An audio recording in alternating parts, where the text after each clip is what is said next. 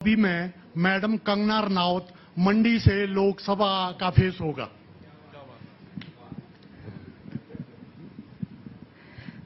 Sir वैसे मेरी ऐसी तो कोई मंशा तो है नहीं, लेकिन हिमाचल के लोग अगर चाहेंगे कि उनको चाहिए कि मैं मंडी से खड़ी हूं तो मुझे उसमें कोई आपत्ति नहीं है, दिक्कत नहीं है, अगर पार्टी चाहेगी तो भी।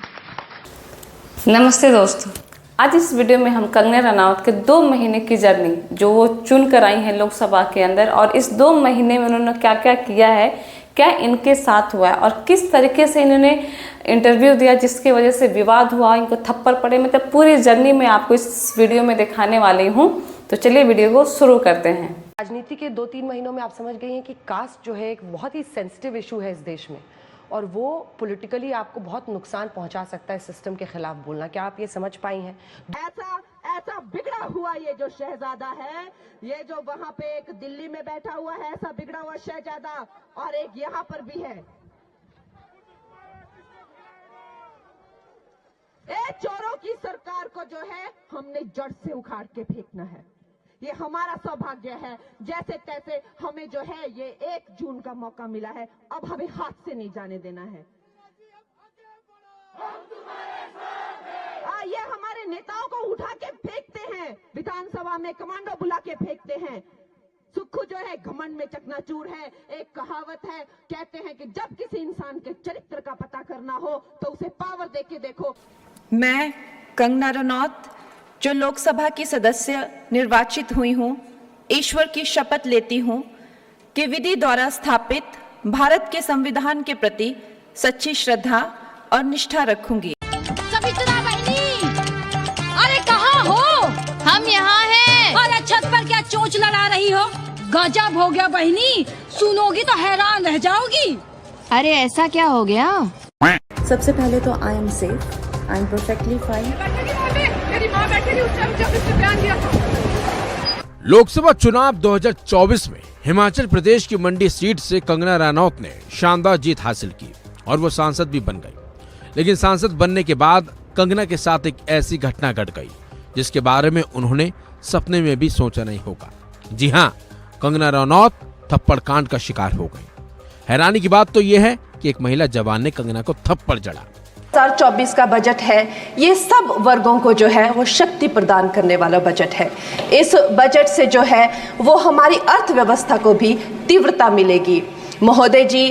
और जो हमारा 2047 का जो संकल्प है कि विकसित भारत का जो संकल्प है, हम प्रथम इकोनॉमी बनेंगे, वो भी इस बजट से हम पूरी उम्मीद है एक कदम हम उस संकल्प के जो है वो करीब जाएंगे। नहीं होते। यहाँ पे जो फार्मर्स प्रोटेस्ट हुए, वहाँ पे लाशें लटकी थी, वहाँ पे रेप हो रहे थे, और जब वो किसानों के हितकारी बिल जो वापस लिए गए थे तो पूरा देश जो है वो चौंक गया था। और वो किसान आज भी वहां बैठे हुए, उन्होंने कभी सोचा ही नहीं ये बिल वापस होगा।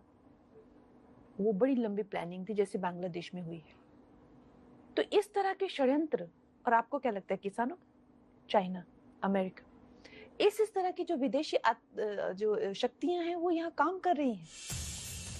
Kangna's statement drew the ire of her own party members. अगर किसानों की भावनाएं आहत हुई हैं तो आप उनसे क्या कहना चाहेंगे? मैं खुद किसान हूँ, मेरी फैमिली भी किसान है, लेकिन मुझे लगता है कि जैसे ऐसा लगता है कि जब मुझ पे अटैक हुआ उसे सेलिब्रेट किया गया, मुझ पे जब अटैक हुआ उसे सेलिब्रेट किया गया, जैसे कि मैं महिला हूँ ही नहीं। जब मैं महिला सशक्तिकरण के लिए हमेशा लड़ती हूँ, सबको मैं प्रमोट करती हूँ। आज जो लड़कियाँ चाहे आउटसाइडर हो चाहे इनसाइडर हो, मेरी वजह से महिला शक्तिकरण की फिल्में कर रही हैं, वो मुझे बायकॉट करती हैं। अगर मैं कभी नीचे गिर जाऊंगा, कुछ हो जाए, तो मेरे खिलाफ मुहिम चलाती है। आजादी अगर भीख में मिले तो क्या वो आजादी हो सकती है? आप खुद बताइए। ओके। राहुल गांधी कभी इंदिरा गांधी जैसे लोकप्रिय हो पाएंगे? नहीं। संविधान का सबसे बड़ा हत्यारा कौन सा नेता है देश में? इंदिरा गांधी। सबसे बड़ा तानाशाह नेता कौन है? इंदिरा गांधी और संजय गांधी। इमरजेंसी लगाकर इंदिरा गांधी ने सही किया या गलत? यार ये तो बाप फिल्म देखने का इरादा है कि नहीं? देश के निर्माण में नेहरू जी का योगदान कितना मानती है? नेहरू जी का योगदान वेरी वेरी मिनिस्क्यूल। मिनिस्क्यूल। 17 साल रहे वो। कहते हैं कि उस समय बड़ा डिफिकल्ट था आजादी के बाद देश को संभालना और उसको बनाना। चलिए ठीक है, लेकिन मैं आपसे एक्सप्लेनेशन, जातिगत जनगणना होनी चाहिए? बिल्कुल भी नहीं। नहीं? क्या देश का बॉलीवुड एक होपलेस जगह है? बिल्कुल। इनका कहना है, कंगना रनौत जी का, जी भी नहीं लगाना चाहिए वैसे मुझे, कंगना रनौत का कहना है कि बॉलीवुड एक होपलेस जगह है। मतलब वाकई में जिस थाली में खाओ उसमें छेद कर दो। मतलब जिसके लिए इस लड़की ने, जब ये घर छोड़ा था इसने, तो मुश्किल से 15-16 साल की थी, तो वाकई में आप लड़की हो। जब इसने घर छोड़ा उस एज से लेके आज ये 40 के आसपास में होंगी, और ये इतना लंबा सफ़र तय किया, इतनी मुश्किल से वहाँ पहुँची, ना जाने क्या क्या इनको फेस करना पड़ा। और आज जिस इंडस्ट्री ने इनको सब कुछ दिया, पैसा, दौलत, शोहरत, नाम, हर एक चीज़, आज उसी की वजह से आज ये पार्लियामेंट में चुन के गई हैं। मतलब कहीं ना कहीं आपका चेहरा पहले से बॉलीवुड ने बना दिया था, और उसके बाद आप कह रही हैं कि वहाँ पे होपलेस जगह है, कुछ नहीं है। और वहाँ बैठ करके, उस इंटरव्यू में बैठ करके ये महिला अभी भी अपनी फिल्म की प्रमोट कर रही है इमरजेंसी की। तो सोचिए इससे बड़ा नॉनसेंस क्या हो सकता है कि आप एक तरफ कह रही हैं और एक ही मुँह से कह रही हैं कि बॉलीवुड होपलेस जगह, और अभी भी आप फिल्म में काम करते हो। भैया जब तुम्हारे लिए बॉलीवुड होपलेस जगह, तो छोड़ क्यों नहीं देती हो तुम? छोड़ने में कुछ जा रहा है? छोड़ दो फिर। नहीं, छोड़ना भी नहीं है, बदनाम भी करना है। अपनी बेस्ट परफॉर्मेंस कौन सी मानती है कंगना? इमरजेंसी। आपसे फिर मुलाकात होगी। आप अगर इमरजेंसी को हिट कराएंगे और उसको देखने जाएंगे अपने दोस्तों के साथ, और हमें फोटो भेजना अपनी कि आप कितने लोगों को लेके गए। माय गॉड, ये सिर्फ कंगना ही रनावत कर सकती है, बाकी किसी के अंदर इतना कैपेसिटी नहीं है कि जिस इंडस्ट्री से, जिस कंपनी से, जिस काम से आपको सब कुछ मिल रहा है और उसको बार बार ब्लेम करना, ये सिर्फ वही कर सकती हैं। तो आज के लिए बस इतना ही। अगर वीडियो अच्छा लगा हो तो प्लीज़ मेरे वीडियो को लाइक, सब्सक्राइब जरूर कीजिएगा।